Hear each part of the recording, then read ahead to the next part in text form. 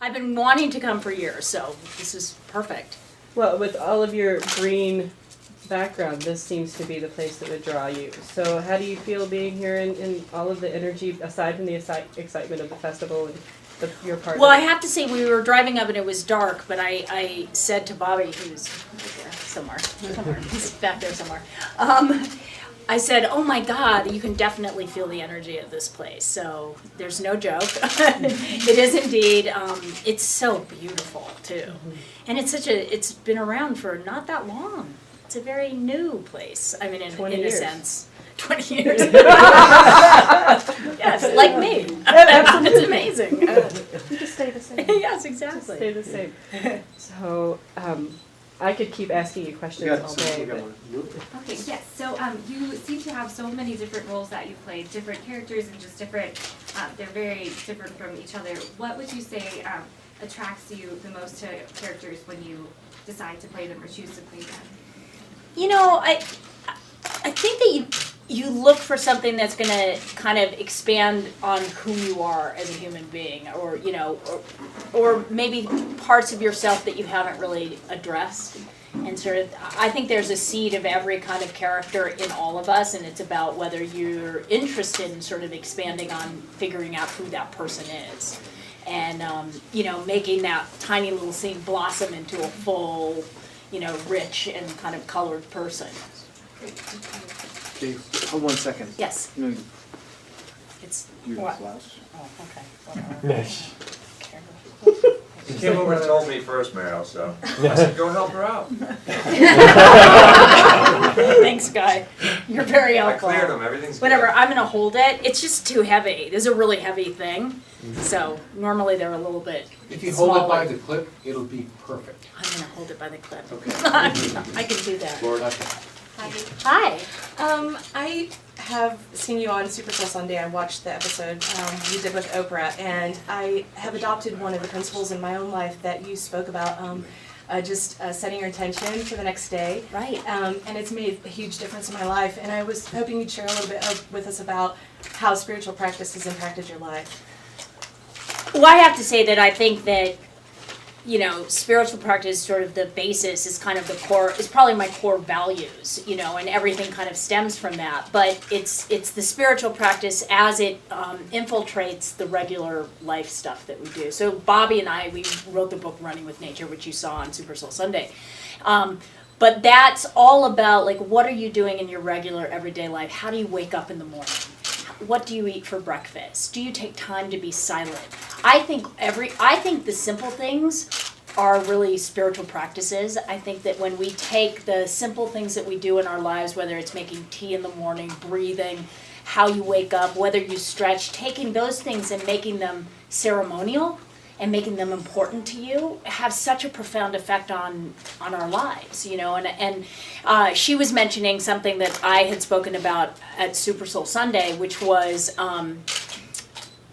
if you imagine the day that you're going to have the night before, you know, if you go to sleep with the image of how you want that day to be, it will manifest if you keep sort of saying it to yourself. And even starting your day by having that sort of similar practice of showing gratitude for the day and then watching that unfold into the positive experience that you want to have, you know, without being so specific that, you know, because things happen. Life happens. Right. Thank you. Thank you. Charles? Tell us all about working with Woody Allen. Was it scary? Was it hard? Scary. No, he's too short for anything to be scary. No. He was wonderful. I mean, you know, it was 172 years ago, but he was one of the extraordinary influences. I mean, I really, after making Manhattan, which was such an incredible experience, I wanted to be an actress after that. I mean, of course, I was filming in Manhattan. We were eating lunch in wonderful cafes and going to galleries in between shots. So it gave a different experience to filmmaking than most people were used to. And I probably would never have that same kind of experience again. But he's an artist, and he may be eccentric and have odd things about him, but he's at once always interesting. We were actually talking about this last night, Bobby and I. We were talking about comedians and how they go through the stage of being, stand-up comics, and they're dirty, or they're, it's grungy, it's kind of base. And then a great artist, and oftentimes comedians will kind of graduate out of that sort of comic stand-up and into creating something much deeper. And he's really become one of the interesting artists in the world of filmmaking, just always trying to understand human nature, and especially women. He's wonderful with women characters. How did Running from Crazy come together, and why did you choose to do it now, and how did it get up and going? I decided to I didn't really want to do Running from Crazy. Think about, doing a documentary of your life and having people there all the time for 2 years. Was a little bit daunting. And I initially said no. I have a friend, Lisa Erspamer, who was the creative director at OWN at the time, and she had worked for Oprah for 18 years, and she said, "You've got to tell this story." And I said, the last thing I want is some sort of reality show type of film that says nasty things about my family. That wasn't of interest to me. But then I have to say, she kept interviewing different directors, and finally she called me up and she goes, "I think I have somebody incredible who really will understand this story at a deep level." And she said Barbara Koppel. And I was like, wow, she's such an amazing filmmaker.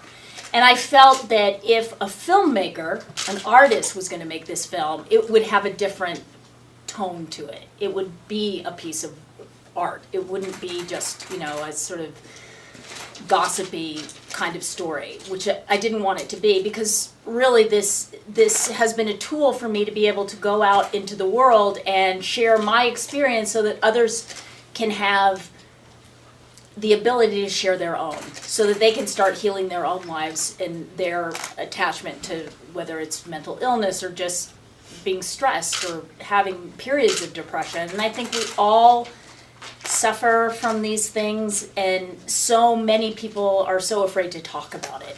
And so I think that it's been a wonderful opportunity and a wonderful, vehicle. Mariel, Matt. I'm Jenny. Hi.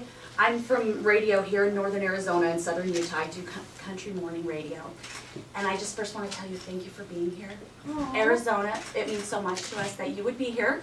We're suffering from a little stigma too right now. And so to just come out and say I'm in Arizona is getting a little tough these days. But thank you for being here.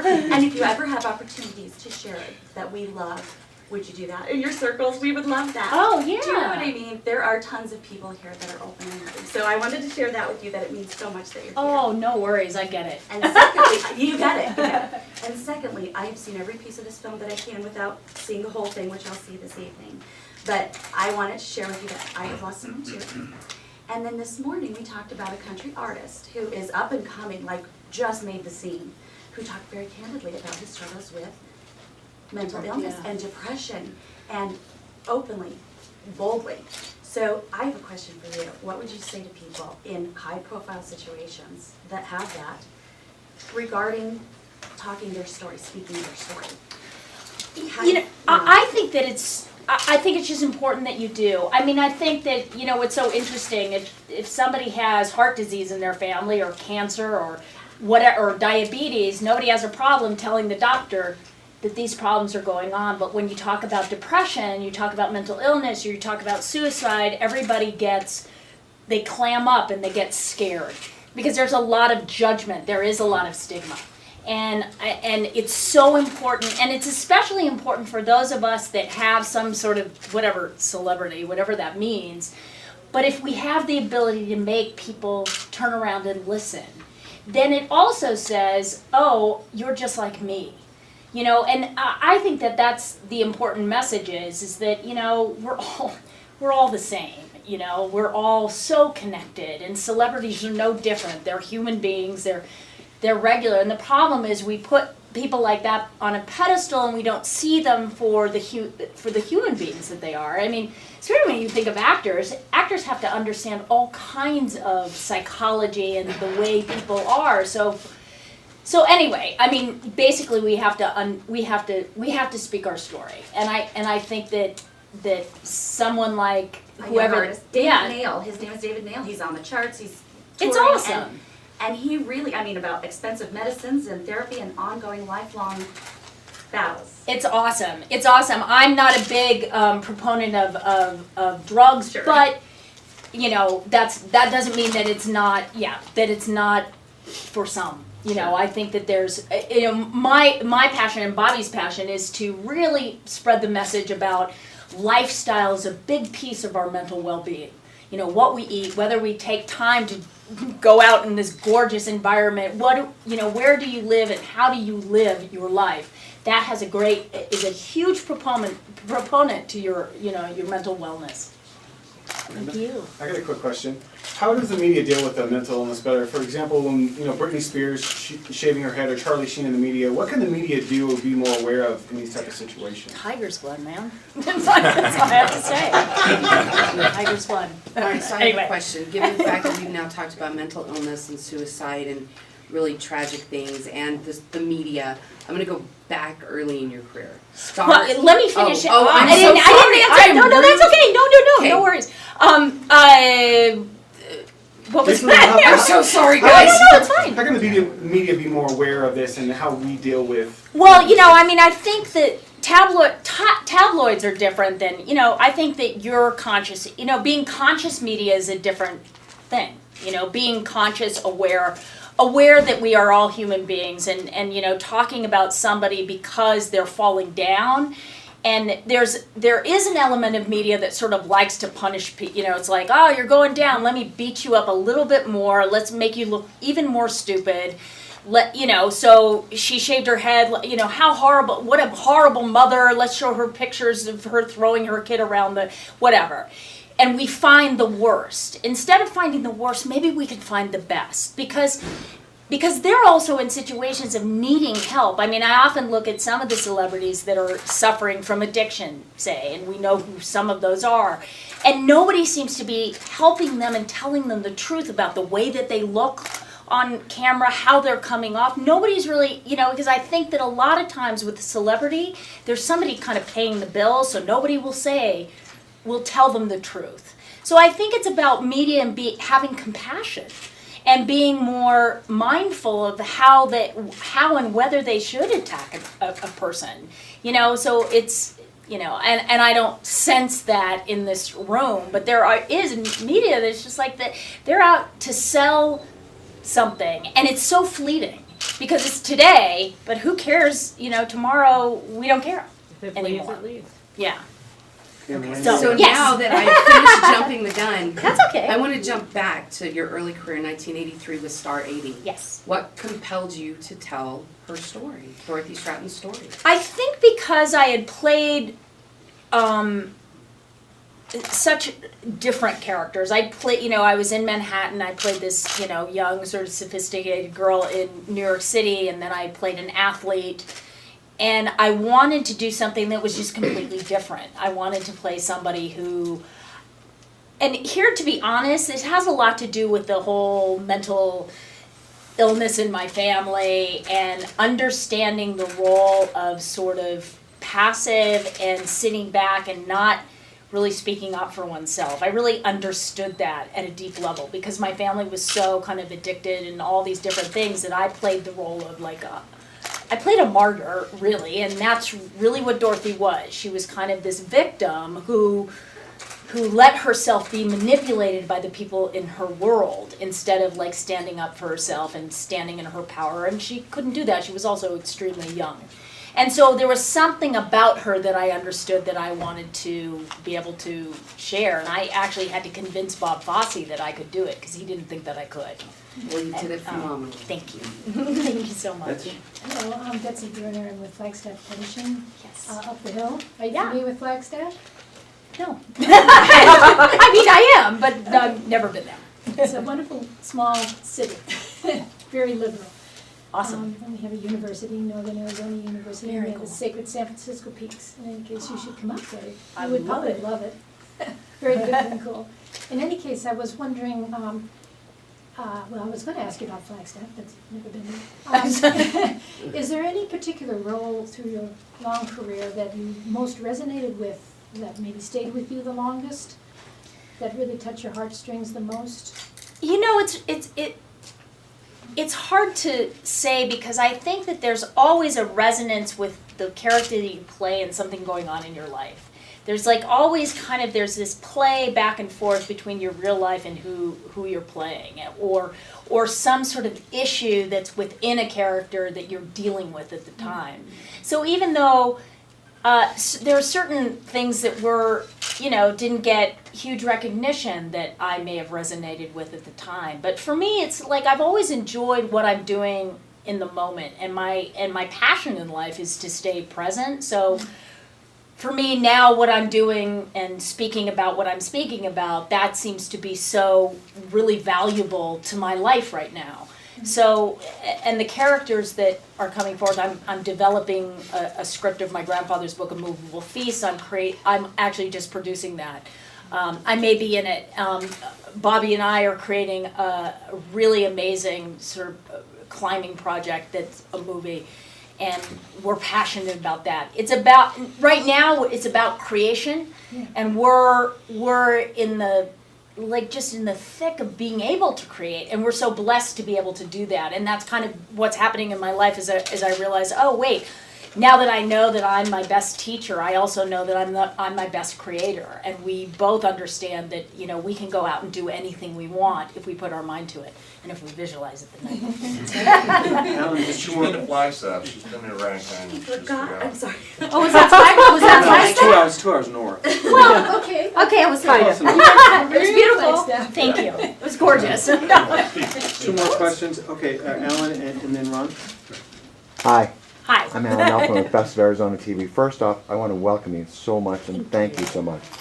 Your movie, Personal Best, would you say that was a breaking ground of how women were portrayed and opened the door for so much more?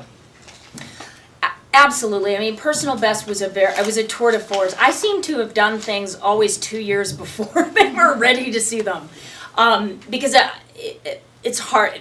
Probably many of you do remember, but back then it was, those were groundbreaking issues. People didn't talk about that. So it was before its time, but I also think it showed, women athletes, it showed coming of age in a different kind of way that hadn't been seen before. And I think it's an important kind of tour de force film, kind of a change in life kind of film that people had never seen before. And I think it holds up today even, which is kind of cool. It does seamlessly. Ah, good. I have not seen it, so recently. My daughters, embarrassingly, told me that they saw it and they were shocked. I was like, great. Mariel, I'm Ron from the Sedona Red Rock News. We talked a couple weeks ago. Yeah, all right. How you doing? Yeah, I just want to ask you, how important is it for you to lend your name and time to certain topics and issues such as mental illness that are close and near and dear to your heart?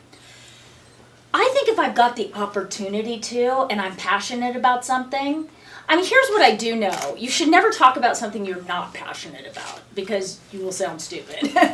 But when you're passionate about something, when something touches your life, mental illness and mental wellness, I mean, I live such a very specific life. I love nature. I love the outdoors. Bobby and I wrote a book, Running with Nature. We're all about connecting and doing things that are on our heart, that we're passionate about. So I think that that's so important. And if you resonate with the subject, and you mentioned green, I mean, I just think the environment's such an important thing, and we live that way. And I think that when you have the ability to share your passion and the way that you truly live, it's such a great thing, because it's natural. It's not a forced thing. It's not like you're acting, it's like you're living. So I think that's extremely important.